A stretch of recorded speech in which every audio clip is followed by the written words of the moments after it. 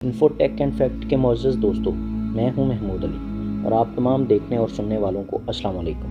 नाज़रीन गिरामी, ये कहावत 100% दुरुस्त है कि इक़्तिदार की कुर्सी पर बैठने वाला स्याह व सफ़ेद का मालिक बन बैठता है। ये वो नशा है जो सर चढ़ कर बोलता है। मौजूदा दौर में दीगर ममालिक की तरह सऊदी अरब के हुक्मरानों पर भी अजीबो गरीब इल्ज़ामात आयद होते हैं। ताहम सऊदी वली अहद मोहम्मद बिन सलमान इस हवाले से खासे मकबूल हैं, जिनके मुतल्लक ये ख्याल किया जाता है कि ये अपने मुखालफिन को चुन चुन कर रास्ते से हटा रहे हैं। जमाल खशोगी के कत्ल के बाद ये अफवाहें गर्दिश में हैं कि सऊदी वली अहद मोहम्मद बिन सलमान दुनिया के ताकतवर तरीन और ख़ुद गर्ज हुक्मरान हैं, जो अपने मुफाद की खातिर किसी को भी कत्ल करवा सकते हैं। क्या वाकई ये दुरुस्त है कि मोहम्मद बिन सलमान की बेपनाह ताकत से अमरीकी हुक्मरान भी खौफ खाते हैं? आज की नई ज़ेर नज़र वीडियो में इसी मौजू पर खुलकर बात करेंगे।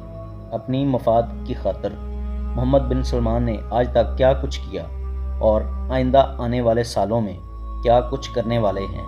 लिहाजा इस कीमती और मालूमाती वीडियो को मुकम्मल ज़रूर देखिएगा।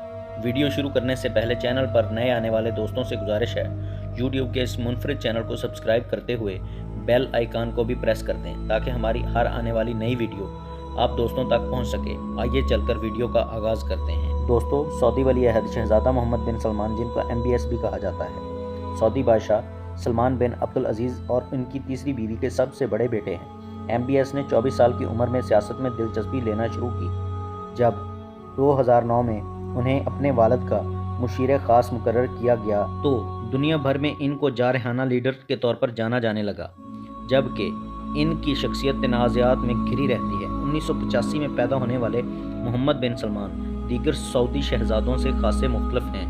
वो बचपन ही से अरब तहज़ीब और रवायात के दीवाने हैं, इसलिए उन्होंने मगरबी ममालिक से तालीम हासिल नहीं की, बल्कि शाह सऊद यूनिवर्सिटी जद्दा से कानून की डिग्री ली। लेकिन नाकदीन का ख्याल है कि ताकत के बलबूते पर क्राउन प्रिंस बने। दरअसल सऊदी शाही ख़ानदान की बात करें तो सऊदी बादशाहत में बाप गद्दी का असल हकदार उसका बेटा नहीं बल्कि भाई होता है। किंग अब्दुल अजीज़ को जदीद सऊदी अरब का बानी कहा जाता है, जिनकी वफ़ात 1953 में हुई। इनकी वफ़ात के बाद इनके 6 बेटे एक के बाद एक सऊदी अरब के बादशाह बनते चले गए। इनके सबसे बड़े बेटे सऊद का दौर हुकूमत 1953 से लेकर 1964 तक चला। सऊद की वफ़ात के बाद उनके भाई शाह फैसल 1964 से 1975 तक सऊदी अरब के वली अहद रहे। उसके बाद शाह खालिद की बारी आई। उनका दौर हुकूमत 1975 से 1982 तक मुहित रहा। इनके बाद शाह फहद ने 2005 तक सऊदी अरब पर हुकूमत की। किंग फहद की वफ़ात के बाद शाह अब्दुल्ला 2005 से लेकर 2015 तक सऊदी अरब के हुक्मरान रहे।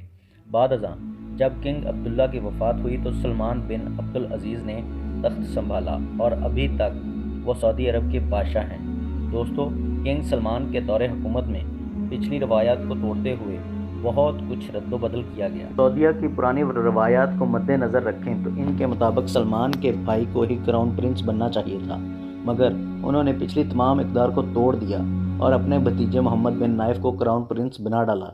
इसके पीछे बाकायदा एक साजिश तरतीब की गई थी कि भाई से भाई को कुर्सी सौंपने की जो रवायत है बरसों से चली आ रही थी, इसको बगैर किसी मज़ाहमत के ख़त्म करने का एक तरीका मुतारफ़ करवाया गया कि अपने भाई की बजाय इसके बेटे को क्राउन प्रिंस बना डालो। इसके साथ ही किंग सलमान ने अपने बेटे मोहम्मद बिन सलमान को डिफेंस मिनिस्टर का ओहदा भी दे डाला। ठीक 2 साल बाद अपने भतीजे मोहम्मद बिन नाइफ को क्राउन प्रिंस के ओहदे से हटाकर अपने बेटे मोहम्मद बिन सलमान को क्राउन प्रिंस बना दिया गया।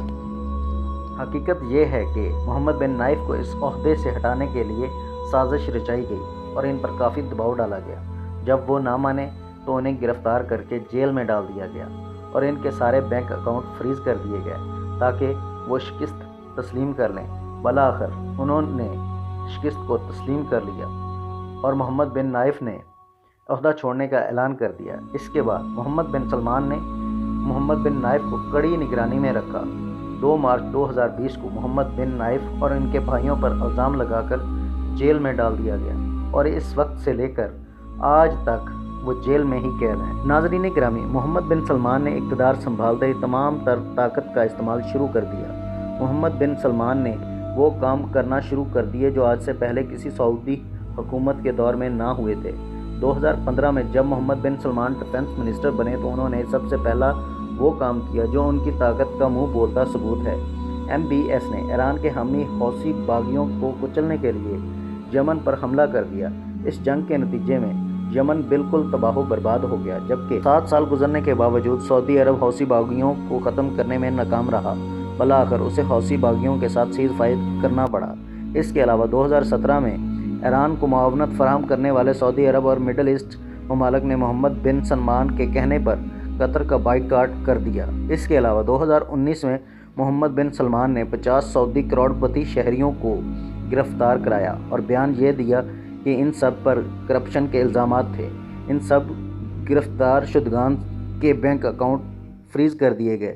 ان گرفتار ہونے والوں میں دنیا کے چھٹے امیر ترین آدمی پرنس ولید بن طلال بھی شامل تھے۔ سعودی حکومت نے ان سے $106 بلین وصول کیے اور اس کے بعد انہیں رہا کر دیا گیا۔ اس کریک ڈاؤن کا اصل مقصد کرپشن ختم کرنا نہیں بلکہ محمد بن سلمان کی سعودی شاہی خاندان کی دھونس جمانا تھا۔ دراصل یہ وہ اقتدار اور طاقت کا نشہ تھا جو سر چڑھ کر بول رہا تھا۔ اس کا مقصد پوری دنیا میں اپنی طاقت کی نمائش کرنا تھا کہ سب جان جائیں دراصل سعودی عرب کی تمام تر پاور کس کے کنٹرول میں ہے۔ محمد بن سلمان کی حکومت نے سعودی عرب کے سخت ترین قوانین کو نرم کر ڈالا۔ عورتوں کو ڈرائیونگ کی اجازت دے دی گئی۔ جدہ اور ریاض میں ہونے والے میوزیکل کنسرٹس سعودی ولی عہد کی خصوصی ہدایت پر منعقد کروائے جاتے ہیں، جس سے سعودی عرب میں فحاشی عام ہو رہی ہے۔ دوستو، 2014 کے بعد سے دنیا بھر میں خام تیل کی قیمت میں مسلسل کمی ہو رہی ہے، کیونکہ دنیا میں جدید ٹیکنالوجی استعمال ہو رہی ہیں اور آپ سب جانتے ہیں کہ سعودی عرب کی معیشت کا انحصار تیل پر ہے۔ تیل فروخت میں خاصی حد تک کمی واقع ہونے کی وجہ سے سعودی عرب نے اپنی معیشت کو مضبوط کرنے کے لیے متبادل ذرائع استعمال کرنے کا سوچا۔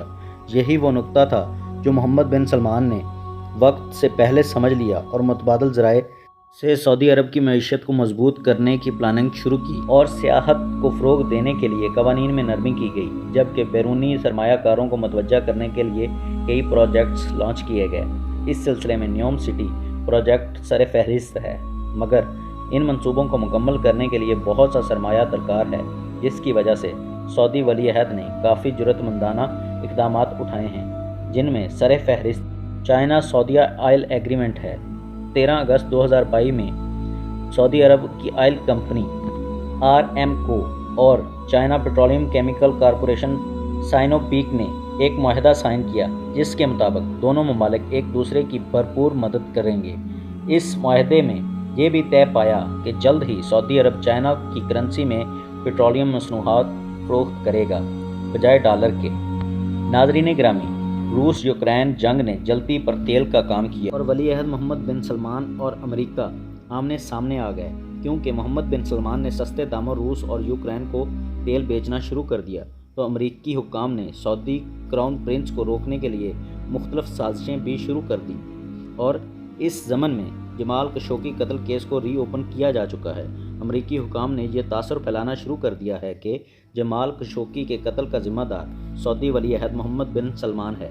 بہت سے لوگوں کا خیال ہے جس طرح جمال خشوگی کی ہڈیاں توڑی گئیں، اس کا مقصد اپنے مخالفین کو یہ پیغام دینا تھا کہ جو بھی سعودی ولی عہد کے خلاف جائے گا اس کا یہی حال ہوگا۔ یہ بھی ایک حقیقت ہے کہ محمد بن سلمان سعودی عرب کو جدید ٹیکنالوجی سے راستہ کرنا چاہتے ہیں۔ اس سب صورتحال کو مد نظر رکھتے ہوئے خیال کیا جاتا ہے محمد بن سلمان سعودی عرب سمیت مشرق وسطیٰ کے لیے ایک انقلابی لیڈر ثابت ہوگا۔ اس حوالے سے آپ دوستوں کی رائے کیا ہے؟ کمنٹ کر کے اپنی رائے سے ضرور آگاہ کیجیے گا۔ انشاءاللہ آپ سے ملاقات ہوگی اگلی ویڈیو میں۔ اللہ نگہبان۔